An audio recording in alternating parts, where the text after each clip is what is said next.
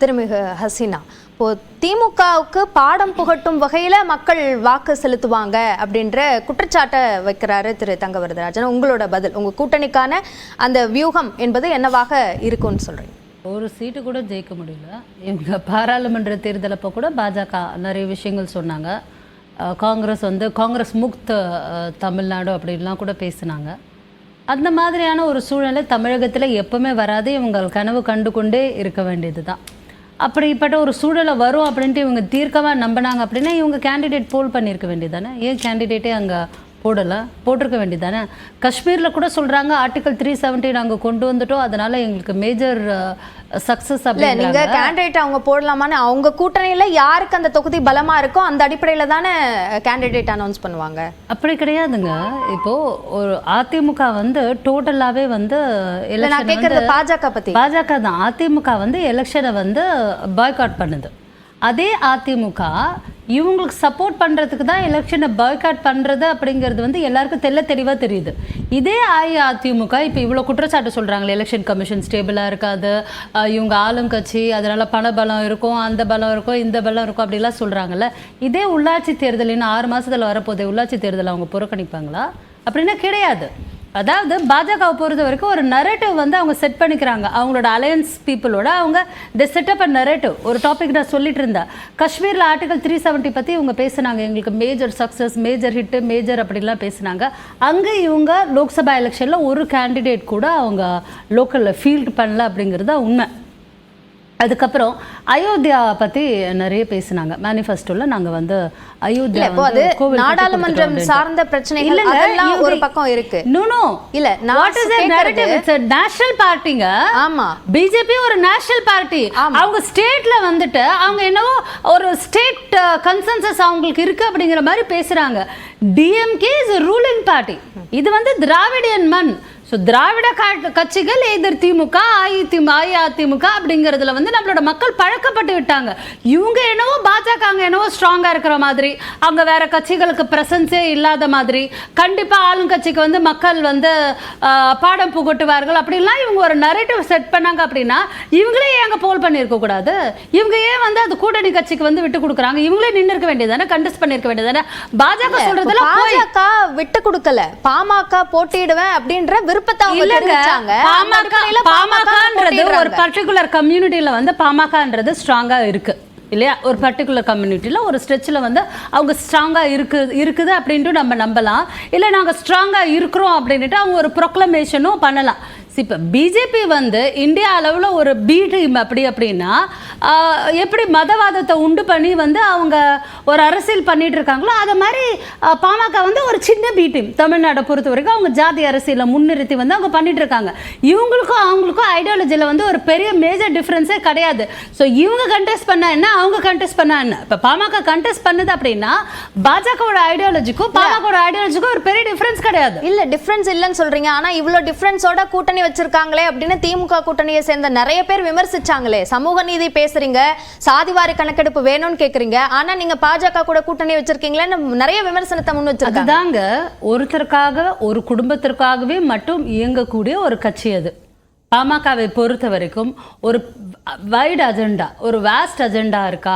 இல்லை அவங்களோட பர்டிகுலராக அவங்க தலைவரை தவிர்த்து, அவங்க தலைவரோட மகனை தவிர்த்து, அவங்களோட தலைவரோட மருமகளை தவிர்த்து ஒரு பெரிய தலைவர் அங்கே வந்து ஒரு அசுரத்தனமான சக்தியாக உருவாகி விட முடியுமா? அப்படின்னாலும் கிடையாது. இதே தான் தமிழ் மாநில காங்கிரஸ்லேயும் அதே மாதிரியான ஒரு நிலைமை தான். திராவிட முன்னேற்ற கழகம் அப்படிங்கிறது இந்த கழக ஆட்சியில மாண்புமிகு முதல்வர் மு.க. ஸ்டாலின் திமுக கூட்டணி மேலையும் நிறைய முன்வைக்கிறாங்க அவங்க. இப்ப இதை தாண்டி நான் கேட்கிற விஷயம் என்ன அப்படின்னா, இப்ப நிறைய தமிழ்நாட்டில் நடக்கக்கூடிய மற்ற பிரச்சனைகள் எல்லாம் இந்த விக்கிரவாண்டி இடைத்தேர்தலில் நிச்சயமா தாக்கத்தை ஏற்படுத்தும் சொல்றாரு தங்கவரதராஜன். நீங்க அது தாக்கத்தை ஏற்படுத்தும் நினைக்கிறீங்களா? அதுதாங்க நான் சொல்லிட்டே இருக்கேன். பிஜேபி இஸ் a narrative பார்ட்டிங்க. NDA alliance, they are nothing but a narrative democratic alliance. அவங்களே ஒரு நரேட்டிவ் செட் பண்ணுவாங்க. அந்த நரேட்டிவே வந்து உண்மைன்ற மாதிரி அவங்க பேசிட்டு இருப்பாங்க. அந்த நரேட்டிவ் உண்மை இல்லை அப்படிங்கிறது தான் நான் சொல்லிட்டு இருக்கேன். நேஷனல்ல இருந்து ஸ்டேட் வரைக்கும் அவங்க ஒரு நரேட்டிவ் செட் பண்ணுவாங்க. அந்த நரேட்டிவ் உண்மை இல்லை போய் அப்படிங்கிறது எலெக்ஷனுக்கு அப்புறம் தெரியும். பாஜக சொல்ற குற்றச்சாட்டு அப்படின்றத விட்டுருவோம். பொதுவா இந்த விக்கிரவாண்டி இடைத்தேர்தலை பொறுத்த வரைக்கும் தமிழ்நாட்டில் நடக்கிற மற்ற பிரச்சனைகள் அங்க தாக்கத்தை ஏற்படுத்துமான்னு நான் கேட்கிறேன். நீங்க வந்து கள்ளக்குறிச்சி இஷ்யூவை மட்டும் ஃபோக்கஸ் பண்ணி நீங்க கேட்குறீங்க அப்படின்னா கிடையாது. கள்ளக்குறிச்சி இஷ்யூவில் யாருமே வந்து எந்த ஒரு ரூலிங் பார்ட்டியுமே வந்து தன்னுடைய பிரஜைகள் வந்து ஒரு பர்டிகுலராக ஒரு இல்லீகல் லிக்கரை வந்து கன்சியூம் பண்ணிவிட்டு அவங்களுக்கு வந்து இது மாதிரி ஒரு அசம்பாவிதம் ஏற்படணுன்ட்டு யாருமே நம்ப மாட்டாங்க. அண்ட் மோரோவர் அங்கே வந்து ஒரு அஇஅதிமுக எம்எல்ஏக்களோ தாக்கம் இருக்குது. அங்கே செல்வகுமார் எம்எல்ஏலாம் இருக்காங்க. ஸோ ஒரு இல்லீகல் லிக்கர் மேனுஃபேக்சரிங் அப்படின்ட்டு அங்கே நடக்கும்போது அது அந்த கன்சர்ன் எம்எல்ஏக்கு தெரியாமலாம் நடக்காது. ஏன் அவங்க அப்போவே வந்து ஆஃபீஸர்ஸோட நாலேஜுக்கு கொண்டு போயிட்டு அவங்க ஆக்ஷன் எடுக்கல? ஏன் திமுக ரூலிங் பார்ட்டி அப்படின்ட்டு அவங்க ஸ்டேட் கவர்மெண்ட்டில் உட்காந்துட்டு இருந்தா திமுக ரூலிங் பார்ட்டிக்கு மட்டும்தான் அங்கே இருக்கக்கூடிய இல்லீகல் ஆக்டிவிட்டீஸ் தெரியுமா? ஆல்ரெடி லீகலைஸ்டாக டாஸ்மாகில் லிக்கர் கிடைக்குது. அப்போ இல்லீகல் லிக்கரை வந்து ஒருத்தவங்க கன்சியூம் பண்ண போகிறாங்க அப்படின்னா அங்கே இருக்கக்கூடிய லோக்கலைட்ஸோட ஒரு செட்டிங்கோட தான் அது அங்கே நடக்குது. அப்படின்போது லோக்கலைட்ஸில் அஇஅதிமுக தான் அங்கே டாமினேட்டிங்காக இருக்குது. ஸோ அவங்களோட டியூட்டி இதை வந்து வெளிப்படுத்தி கொண்டு வரதுக்கு. ஸோ முக்கியமாக இதோட இன்டர்னலாக நம்ம பார்க்க போனோம்னா அஇஅதிமுக டு பி பிளேம்ட். அவங்க வந்து அவுட் ஆஃப் ரோல், அவங்க வந்து எலெக்ஷனே கண்டெஸ்ட் பண்ணல. இப்போ பாமக போய் அவங்க நிறைய அங்கே ப்ராமிசஸ் கொடுக்குறாங்க. தர்மபுரியில் கூட தான் ப்ராமிசஸ் கொடுத்தாங்க. வின் சிச்சுவேஷனில் வந்தோம் பார்லிமெண்ட் எலெக்ஷன் அப்போது. பட் மக்கள் பெருமளவு இவங்களை ஏற்றுக்கிறாங்கன்னா இல்லை. பிகாஸ் இவங்க எக்ஸ்போஸ் ஆகிட்டாங்க. பாமக பிஜேபியோட பிடீம் அப்படிங்கிறது எக்ஸ்போஸ் ஆகிடுச்சு. அது தமிழக மக்களை பொறுத்த வரைக்கும் எக்காரணத்தை கொண்டு அவங்க வந்து பிஜேபியோட அந்த ஐடியாலஜியை வந்து majority of the Tamilians we are not ready to accept. So Tamil, நம்மளோட தமிழ் மண் மேலே பற்று இருக்கவங்க இந்த வெளியிலேருந்து இந்த அசுர சக்தி நம்மளோட தமிழ்நாட்டு உள்ள நுழைந்துடக்கூடாது, எந்த வாயிலாகவும் நுழைந்துடக்கூடாது அப்படிங்கிறதுல ரொம்ப தெளிவாக தமிழக மக்கள் இருக்காங்க. Okay okay. அடுத்ததாக விமர்சகர் திரு ராமசுப்ரமணியன் இணைந்திருக்கிறார். வணக்கம் திரு ராமசுப்ரமணியன். இப்போ எந்த அம்சங்கள் விக்கிரவாண்டி இடைத்தேர்தலில் ஒரு முக்கியமான ரோலை பிளே பண்ணும் அப்படின்னு நீங்கள் நினைக்கிறீங்க? பாஸ்ட் ரெக்கார்ட் ஆஃப் டிஎம்கே அது வந்து ரொம்ப முக்கியமான இஷ்யூவாக இருக்கும். இப்ப சமீபத்தில் நடந்த தேர்தலில் மிகப்பெரிய மேண்டேட் கொடுத்துருக்காங்கன்னா அது வந்து அந்த பாஸ்ட் ரெக்கார்டை தான்.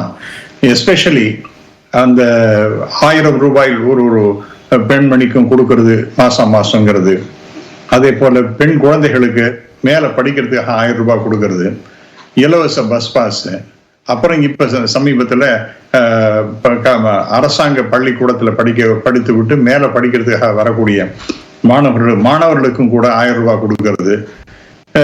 இது போன்று பல்வேறு வகைகள். அப்புறம் வந்து நான் முதல்வன் என்ற ஸ்கீம் ஏராளமாக பயன்படுகின்ற நிலைமையை நாம் பார்க்கின்றோம். இதெல்லாம் மிகப்பெரிய அளவிற்கு தாக்கத்தை ஏற்படுத்தி கொண்டே இருக்கின்ற பொதுமக்கள்கிட்ட. ஆகவே இவைகளெல்லாம் நாம புறந்தள்ள முடியாது. இதுதான் வந்து மக்கள்கிட்ட போய் சேரும். 1000 குறைகள் குற்றங்கள் அப்படின்னு திராவிட முன்னேற்ற கழகத்தை பத்தி சொன்னாலும் கூட அதெல்லாம் வந்து மக்கள்கிட்ட எடுபடலை. அதன் காரணமாக தான் 40க்கு 40ங்கிறது ஏதோ சாதாரணமான ஒரு வெற்றியே கிடையாது. இதெல்லாம் முடியுமா, 20 தான் வரும், 22 தான் வரும், என்னென்னவெல்லாம் கணக்கெல்லாம் சொல்லிட்டு இருந்தாங்க. கடைசியில் என்ன நடந்தது? 40க்கு 40